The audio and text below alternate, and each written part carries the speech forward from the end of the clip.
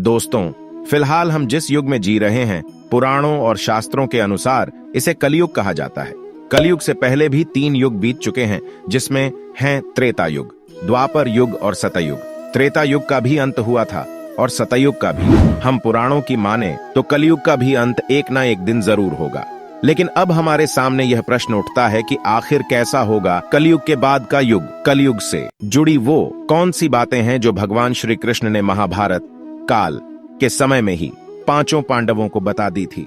इसके साथ ही भगवान श्री कृष्ण ने पांडवों को कलयुग के इंसानों से जुड़े कुछ ऐसे रहस्य भी बताए थे जिनको सुनने के बाद आप दांतों तले अपनी उंगली दबा लेंगे। अगर आप भी इन रहस्यों के बारे में जानना चाहते हैं तो हमारी आज की यह वीडियो बिना स्किप किए हुए अंत तक देखते रहिए। आपका ज्यादा समय न लेते हुए वीडियो की शुरुआत करते हैं। दोस्तों, जुए में सब कुछ हारने के बाद जब पांडव वन में जा रहे थे, तभी पांडवों ने भगवान श्री कृष्ण से पूछा, हमने तो ऐसा कोई बड़ा पाप नहीं किया, फिर भी हमें इतना बड़ा दंड क्यों मिला? तब श्री कृष्ण ने कहा, प्रिय पांडवों, द्वापर अपने अंतिम चरण पर है। यह सब जो भी हो रहा है वह आने वाले कलयुग का प्रभाव है। इस पर युधिष्ठिर ने आश्चर्य से भगवान श्री कृष्ण से पूछा कि हे वासुदेव, कलयुग तो अभी आया भी नहीं है और उसका इतना भयंकर परिणाम ही क्यों? जब कलयुग आरंभ हो जाएगा तो क्या होगा? भगवान श्री कृष्ण ने कहा, आप सभी भाई वन में जाइए और वहां जो कुछ भी दिखे वह आकर मुझे बताइए। उसी आधार पर मैं आपको कलयुग की गति के बारे में बता पाऊंगा। भगवान श्री कृष्ण के ऐसा कहने पर 5 भाई वन में अलग अलग दिशा में चल पड़े। 5 भाई वन में जाकर वापस लौटे तो हर कोई वन के दृश्य को लेकर हैरान था। वन से लौटने के बाद 5 पांडवों के मस्तक पर सिकंद था। वह किसी उलझन में पड़े हुए नजर आ रहे थे। अब यह सब देखकर भगवान श्री कृष्ण ने कहा, हे प्रिय पांडवों, आप सभी किसी सोच विचार में मग्न हैं। मुझे बताएं, अगर संभव होगा तो मैं आपको उसका समाधान अवश्य दूंगा। तो दोस्तों, छोटा होने के नाते सबसे पहले सहदेव ने भगवान श्री कृष्ण से पूछा, हे माधव, जब मैं वन में भ्रमण कर रहा था तब मैंने देखा कि जंगल में 7 कुएं थे और आस पास के कुओं में पानी है, किंतु बीच का कुआं खाली है। बीच का कुआं गहरा है, फिर भी पानी नहीं है। ऐसा कैसे हो सकता है और इसका अर्थ क्या है, वह मुझे आप बताइए। इस पर भगवान श्री कृष्ण बोले, कलयुग में धनी लोग लड़का लड़की के विवाह में, छोटे बड़े उत्सवों में, सत्ता के लालच में बहुत ज्यादा पैसे खर्च कर देंगे, किंतु अगर किसी भूखे को देखेंगे तो उनकी सहायता करने में भी किसी व्यक्ति को कोई रुचि नहीं होगी। उनका अपना ही सगा भूख से मरेगा, फिर भी लोग उसे देखते रहेंगे। दूसरी ओर मौज मस्ती, मदिरा पान, मांस खाना, सुंदरता, यौवन और बेसन में पैसे उड़ाते रहेंगे, किंतु किसी के 2 आंसू पोंछने में किसी को भी कोई दिलचस्पी नहीं होगी। कहने का तात्पर्य यह है कि कलयुग में अन्न के भंडार होंगे, लेकिन लोग भूख से मर जाएंगे। श्री कृष्ण के मुंह से इस तरह की बात सुनकर सहदेव एक पल के लिए काफी दुखी हो जाते हैं, लेकिन वे इस कटु सत्य से भी मुंह नहीं फेर सकते थे। इसके बाद भीम की उत्सुकता कलयुग के बारे में जानने के लिए काफी ज्यादा बढ़ जाती है। वैसे ऋकेश उनसे पूछते हैं कि हे कृष्ण, मैंने वन में देखा कि एक गाय अपने बछड़े को इतना अधिक चाट रही थी कि उसके शरीर से खून निकलना शुरू हो जाता है। ऐसा क्यों? इस पर श्री कृष्ण कहते हैं, हे भीम, जैसा कि तुमने देखा एक गाय अपने बछड़े को इतना अधिक चाटती है कि उसके शरीर से रक्त निकलना शुरू हो जाता है, इस तरह कलयुग में भी माँ बाप अपने संतान पर इतना अधिक प्यार लुटा आएंगे कि उसका कभी विकास नहीं हो पाएगा। कलयुग में माँ की ममता अपने बेटे को इस कदर मोह माया में बांधकर रख देगी कि उसका पूरा जीवन नष्ट हो जाएगा। अगर किसी का बेटा अपना घर बार छोड़कर साधु बनेगा तो लाखों लोग उसके दर्शन करने के लिए जाएंगे, लेकिन जब अपना बेटा ही घर बार छोड़कर सन्यासी बन जाएगा तो वह बहुत ज्यादा रोएंगे, विलाप करेंगे कि हमारा बेटा गलत रास्ते पर चला गया। भगवान श्री कृष्ण जीवन की वास्तविकता को बताते हुए कहते हैं कि मनुष्य को यह समझना होगा कि तुम्हारे पुत्र तुम्हारी अमानत नहीं है, बल्कि तुम्हारी पत्नी की है और पुत्रियां उनके पतियों की। तुम्हारा शरीर मृत्यु की है और आत्मा परमात्मा की अमानत है। भीम के बाद अर्जुन ने कहा कि हे माधव, मैंने जो देखा वह तो इससे भी कई ज्यादा आश्चर्यजनक था। मैंने देखा कि एक पंछी के पंखों पर वेद की रचनाएं लिखी हुई थीं और वह पंछी एक मुर्दे का मांस खा रहा था। इसका अर्थ क्या है?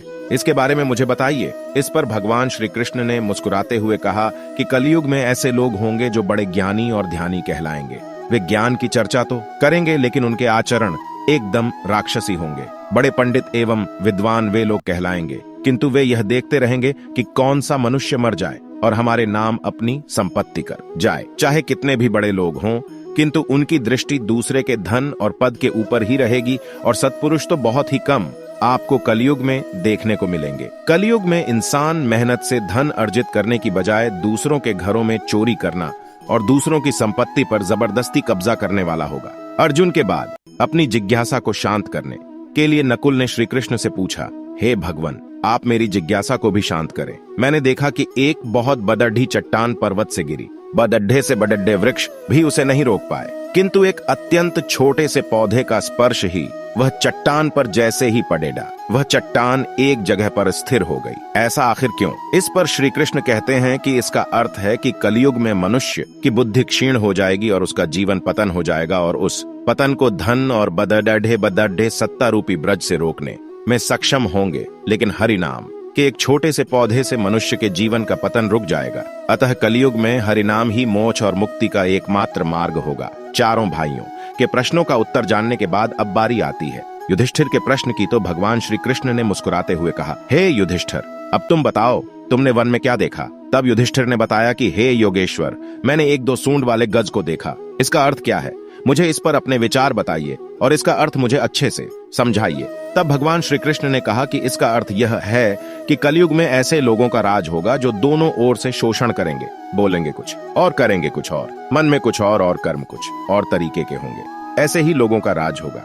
ये लोग दूसरों का शोषण करने का भी एक भी मौका अपने हाथ से नहीं जाने देंगे और केवल अपने हित के बारे में ही यह हमेशा सोचते रहेंगे। श्री कृष्ण से अपने प्रश्नों का उत्तर जानकर सभी पांडव हैरान थे और कलयुग में इंसानों की स्थिति को देखकर काफी ज्यादा निराश भी थे। तभी देश ने हाथ जोड़कर श्री कृष्ण से पूछा, हे माधव, आपने यह तो बता दिया कि आने वाला युग कैसा होगा, लेकिन आप हमें यह भी बताएं कि आखिरकार इस युग यानी कि कलयुग का अंत होगा कैसे? तब श्री कृष्ण कहते हैं कि कलयुग के अंत में मनुष्य की आयु मात्र 12 वर्ष की रह जाएगी। इस दौरान लोगों में दुर्भावना बढ़ेगी। कलयुग की उम्र जैसे जैसे बढ़ती जाएगी वैसे वैसे नदियां सूखती जाएंगी। बेईमानी और अन्याय से धन कमाने वाले लोगों में बढ़ोतरी होगी। धन के लोभ में मनुष्य किसी की हत्या करने में भी संकोच नहीं करेगा। मनुष्य पूजा पाठ, व्रत, उपवास और सभी धार्मिक काम करना बंद कर देगा। गाय दूध देना बंद कर देगी। मानवता नष्ट हो जाएगी। लद्दाखियां बिल्कुल भी सुरक्षित नहीं रहेंगी। उनका अपने ही घर में शोषण होगा। अपने ही घर के लोग उनके साथ बेविचार करेंगे। बाप बेटी, भाई बहन, कोई रिश्ते नहीं रह जाएंगे। एक भाई दूसरे भाई का शत्रु बन जाएगा। शादी जैसे पवित्र रिश्ते में भी खटास आने लगेगी। किसी भी व्यक्ति की शादीशुदा जिंदगी ठीक से नहीं चलेगी। पति पत्नी एक दूसरे से बेवफाई करने लगेंगे। कलयुग के अंत के समय में समाज हिंसक तरह से हो जाएगा। जो लोग बलवान होगी उनका ही केवल राज चलेगा, और जब आतंक अपनी चरम सीमा पर होगा तो मैं स्वयं कल की अवतार लेकर पृथ्वी से समस्त अधर्मियों का नाश कर दूंगा। फिर से धरती पर धर्म का बोलबाला होगा। मनुष्य भौतिक सुख की जगह मानसिक सुखों पर बल देगा। मनुष्य में एक दूसरे के लिए नफरत की कोई जगह नहीं होगी। चारों ओर प्यार ही प्यार होगा। मानवता की पुनः स्थापना होगी और मनुष्य को परम ज्ञान की प्राप्ति होगी। लेकिन सतयुग आने में अभी काफी लंबा समय है, तो क्यों ना हम लोगों में से सभी लोग अपने धर्म और कर्म से सतयुग की तरह जीने का काम करें। ग्रंथों में भी इस बात का वर्णन मिलता है कि कलयुग में जो लोग धर्म और कर्म पर विश्वास करेंगे उन्हें सतयुग की तरह ही सुख की प्राप्ति होगी। इसीलिए अपने जीवन को सुखी बनाने के लिए आज से हरि का नाम जपना शुरू कर दें। तो दोस्तों, फिलहाल इस वीडियो में इतना ही। उम्मीद करते हैं कि आपको हमारा यह वीडियो पसंद आया होगा।